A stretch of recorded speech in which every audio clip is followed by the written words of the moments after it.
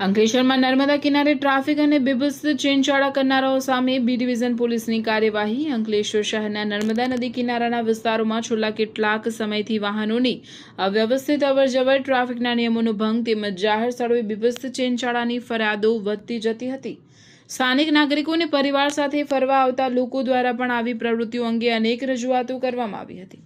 આ ફરિયાદોની ગંભીરતાથી લઈને અંકલેશ્વર બી ડિવિઝન પોલીસ દ્વારા વિશેષ ડ્રાઈવ હાથ ધરવામાં આવી। પોલીસ ટીમે નર્મદા કિનારા વિસ્તારમાં પેટ્રોલિંગ વધારી નિયમોનું ઉલ્લંઘન કરતા વાહન ચાલકોને જાહેર શાંતિ ભંગ કરતા તત્વો સામે કડક કાર્યવાહી કરી। કાર્યવાહી દરમિયાન ટ્રાફિક નિયમોનો ભંગ કરતા વાહનોની તપાસ કરવામાં આવી હતી તેમજ જાહેર સ્થળોએ અશોભનીય વર્તન અને બીભત્સ ચેનચાળા કરતા કેટલાક લોકોને કાયદેસરની કાર્યવાહી હેઠળ દંડિત કરવામાં આવ્યા હતા।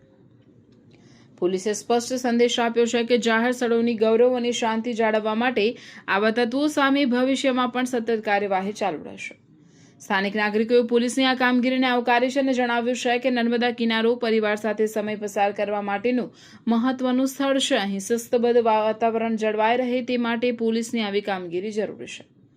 બી ડિવિઝન પોલીસ દ્વારા નાગરિકોને પણ અપીલ કરવામાં આવી છે કે કોઈપણ પ્રકારની ગેરકાયદેસર પ્રવૃત્તિ, ટ્રાફિક નિયમોનો ભંગ અથવા જાહેર શાંતિ ભંગ થતી જણાય તો તરત જ પોલીસને જાણ કરે જેથી સમયસર યોગ્ય કાર્યવાહી થઈ શકે। નર્મદા કિનારાના વિસ્તારમાં કાયદો અને વ્યવસ્થા જળવાઈ રહે તેમજ લોકો નિર્ભય અને સુરક્ષિત વાતાવરણમાં મુલાકાત લઈ શકે તે માટે પોલીસ તંત્ર સતત સતર્ક છે। ભગવાનભાઈ પટેલ, જૂના બરબારા બેટના સરપંચ।